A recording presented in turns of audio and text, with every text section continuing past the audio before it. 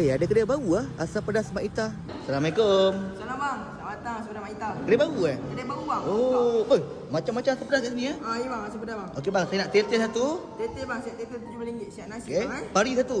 Mari pun RM17 siap nasi. Oi, baik. Oi, telur ikan ah. Tadi ikan mayung ni tinggi dia. Mayung RM24 bang. Asam pedas telur mayung. Asam pedas daging tete. Asam pedas ikan pari. Asam pedas telur ikan mayong Sedap. Try ah. Baik Baik tu. Berasa dulu. Ada ranking tak ada ranking? Syadu Asam pedas ikan pari. Asam pedas rasa kuah dulu. Pekat kan? Rasa kuah dulu. Kan besar mana ikan pari? Wah, betul lah. Besar ke ikan pari dia ni Daging detail. Favorite aku man. Favorite kau kan? Oh, daging. Jadi ya. Lembut kan daging kan? Ni adalah nasi goreng Mak Ita. Mana? Kau try. Dia macam nasi goreng seafood macam tu try rasa dulu ada udang sotong kan. Mana? Oh, baik. Bismillahirrahmanirrahim.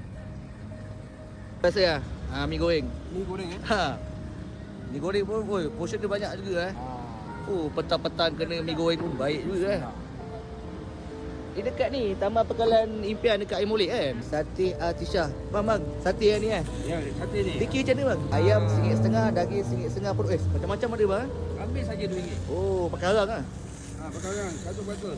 Oi, sate ayam ada, daging ada Semua ada bang. Ni sekali dengan nasi impit bang. Apa lagi? Bedal lah. Tahu. Bismillah.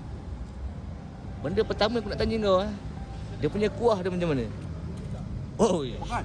banyak betul kau makan kedai ni dekat Taman Pekalan Impian kan? Nak senang kau wish je. Asam pedas Mak Ita. Confirm sampai. Oh, dah. Asam pedas Mak Ita. Ya. Kedai ni baru buka Betul.